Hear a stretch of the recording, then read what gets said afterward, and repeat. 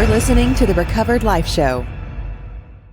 Hold tight. So. I want to get right into it. You found this really amazing article about why the non-alcoholic drink market is taking off. And it's huge. I want to talk with you about this because a lot of controversy about this. There's controversy and there's also interest, which is why I wanted to bring it to the show. Because first of all, this was put in the finance section of Yahoo News. And so I thought that was very interesting. It's so important or interesting to them that they want to highlight it.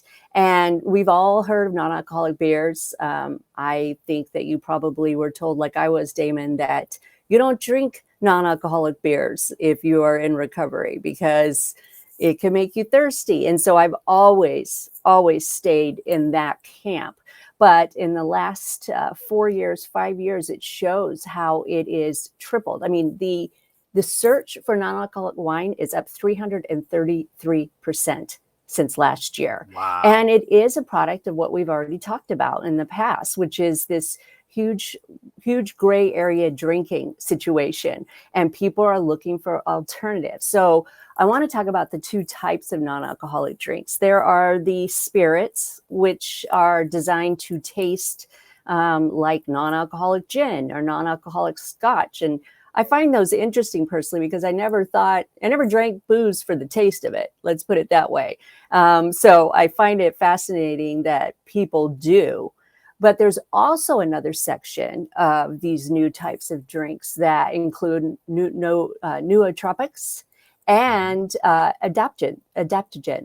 And they are very interesting to me because they are chocked full of different nutrients and supplements that help the body deal with stress. And so although I'm in the camp that I wouldn't necessarily touch the non-alcoholic beers or the non-alcoholic gin or wine, I would be very interested in these mixers that they're coming up with that have some health benefits. Yeah. What about you? What do you think about that? I have, see, I'm in the other camp. I don't know about non-alcoholic beer. I was around some pretty hardcore 12-step people and they didn't believe in that. They didn't believe that it was an issue, non-alcoholic beer, unless you're drinking a case of it. Right. Now, I have to tell you, like, I'm just telling you, I'm not giving anybody permission to do it. Yes. I don't do it. I don't do that anymore, primarily because, for a lot of different reasons. But one is it was so controversial and I figured it's just too much. It's just too much mind power. Right. I don't believe if you've had a non-alcoholic beer, you've relapsed or that. That's my own personal belief right now. I'm not telling anybody what they should believe. But I think it's problematic, this mock cocktail thing, because I think that when you start getting into the, hey, it tastes like gin, hey, it tastes like bourbon, that wouldn't have worked for me. I'm just gonna tell you that doesn't work for me. That would play such mind games on me that I couldn't handle. I'm already paranoid. If I go to a business thing and ask for a Diet Coke, I always feel it tastes funny. So for me, the obsessive compulsive Damon, no go on that. No go. I'm as always conflicted about the fact that I think, well, if this helps somebody feel more part of, that's great. But for me, when I quit drinking, I had to get rid of the culture of it too for a while to protect myself. And I have good friends that pick up a non-alcoholic bottle of wine often, and they really enjoy it. Now, I don't think that would be very safe for me because, as I said, I never really liked the taste. I was chasing the dopamine hit, which was impossible to continue to have once I had that first drink. So I definitely, I think it's not nearly as black and white as it used to be. And I'm grateful that there's an alternative, but I love the idea of these new drinks that have options, that have these healing properties. I'm a big supplementer. I'm a big, herbs and all kinds of things to help increase my health and increase my brain patterns. So I'm definitely going to try one of those. I know like Katy Perry came out with one. It is obviously big business. And I brought it up on the screen so people can see it.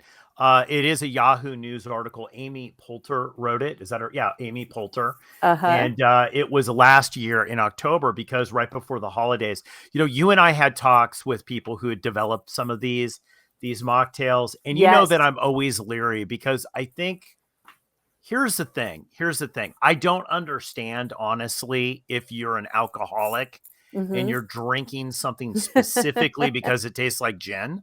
Right. Now, here's the thing. What's the difference between alcoholic wine? I mean, isn't grape juice non-alcoholic wine? I mean, right? Like, I don't get that. I don't understand that. Right. Well, I know that, from what I understand is that it does taste like wine would. And there's some that are really good and there's some that are confusing. All of the data that came from this came from TasteWise. And so and that's a national research collective. And they talked about, we're looking at numbers of like 47% up the entire market, 52% up from in restaurant and bar sales. So I like the idea that a restaurant would offer this if you want an option. I also really like the idea of trying the new vitamin drinks or the new supplemental drinks that have the nootropics and everything. But I think it's something that each person should really think about and talk to your sponsor about it. Yeah, here's my thing. I think for people who aren't alcoholics, I kind of understand this. Although, do you think people crave, like, people are like that are non-alcoholic? So I really love the taste of gin so much that I'm taking, like, you know what I'm saying? Like, I honestly think that some of this is a little predatory. I'm just gonna throw it out there. I think this is a campaign by a lot of people sometimes in order to skirt the issue. It could be, yeah. Look, if I was allergic to strawberries, and I had really, like, broke out in handcuffs every time I had strawberries, right? Like, I don't know if I'd be looking for a faux strawberry alternative. Agreed. I just don't think I would. I'd like go to boysenberries or something. Yeah. Like, I wouldn't, you know what I mean? And this is how I kind of think about it. There's a lot of, we know that alcoholism in getting sober, you do interventions, Kristina. I do. You know that there's a lot of insanity, a lot of insane thinking, yes. right? Now, I'm not being accusatory when I say that. It even says that in 12-step groups. It's like, it's a restoration of sanity. Like, there's a lot of not great thinking. And I think that this throws down, if you're obsessed about, is your fake gin gonna taste like real gin? Like, I just think that's just so prepping for disaster. Right, I can't even tell you. Well, because how much easier it is to slip and just say, make this one a real one, or make this one an alcoholic one. Why not? We have no idea, but we have to stay protected. We have to stay in a protective state of our sobriety. If you truly are a person that should never have another drink in your life, I would say that the faux gin is not worth it, is what I would go with. It's not worth it to play around. Now, on the other hand, some people, this is how they get sober. This is what happens for them. It's like reduction of harm. You've heard of that in interventions, reduction of harm. And we had this huge thing in Clubhouse about Demi Lovato and her reduction of harm. And I noticed or heard recently that she's come out and is going to be declaring complete sobriety because it didn't work for her. Oh, is this the whole her. California sober? I know we did an episode on the whole California. So this is one of those things too. Now, here's the thing. I'm all for reduction of harm. Like, I get that. And I think as people figure out, it's like, hey, I'm an alcoholic. Do I have addiction problems or do I not have addiction problems? Right. I get this. I totally understand that, like the stepping down of it to see if you could take a time out to see if, hey, maybe I'm just a heavy drinker and I'm going to stop. Okay. I get that. But here's the other side of this that people don't talk about too, which is the percentage of alcohol game. Like, I've known people who've said, I'm just going to be right out there, that if you've had a 0% non-alcoholic beer, that it has been distilled still, and that there's 0.000 whatever, right, of alcohol, whatever that is. I don't even want to quote it. And I saw this huge debate once in a 12-step, right? And the person was like, no, you've relapsed, you've done the whole, and he's like, no, I haven't. And then this nutritionist was there and said, there's more in vanilla cookies. There's more alcohol. Exactly. I was going to say that. Vanilla cookies than there is in one of these non-alcoholic beers, but the person's argument was, well, it's the thinking behind it. You didn't go into and I'm going to throw this out too, Kristina, and we're going to do an episode on this. I know there will be a time if you're sober long-term where you're going to drink alcohol accidentally. Yes, it happens there to is. everyone. There's no intention. Yes. You just were served something that has it. You didn't know, you did your due diligence, right? And the next thing you know, you're tasting something, right? And if you're me, I'm very super paranoid of that. So people who know me, I always check, and I have somebody with me if I go to parties. Right. That is my taster. I do. I'm going to be honest with you, because I don't want to be in a situation where all of a sudden I take a swig of bourbon or whatever, but I've been into candy, or I've double checked that it's got a dessert that was poured in liquor. Yeah, exactly. Like I don't eat tiramisu. Yes. Like I don't eat tiramisu. Like that's when, but I know people who are sober who do eat tiramisu. Yes. They don't eat it every day, but every couple of years they'll have it. They're not running from it, right? Exactly. I agree with you totally. And I've gotten those calls. Did I just lose my sobriety? And I really believe the intention behind that is not, you don't lose your sobriety date. You don't lose your recovery. It's a moment, it's a lapse maybe in judgment, or you are absolutely, so I've heard of people, their friends have given them a drink and said it was non-alcoholic, and it was.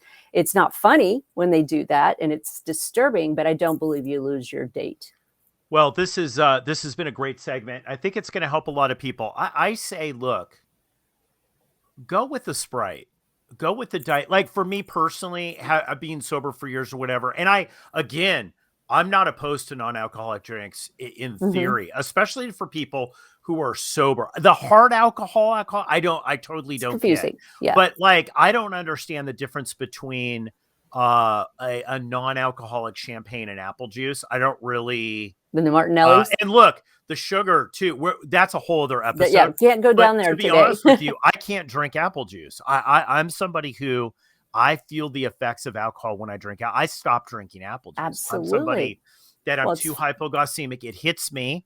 I get a little dizzy. I feel a little high, right? And I've learned over sobriety, it's like, you know what? That's not a safe thing for me. Nope. That gives me a weird feeling. Now, it's 100% alcohol free. Right. But it doesn't do it for me. I'm with you, but I will not sit, and it's not for me to decide for others. So absolutely that's why I wanted to have this conversation, and I wanted to share the differences between the two. I can understand maybe the taste of beer, and for anybody who's triggered, I apologize if it's a hot sunny day, but I know myself, and that beer would not be what I wanted, truly, and I don't want to be reminded of that. I don't want to be in that place. I just protect my sobriety more.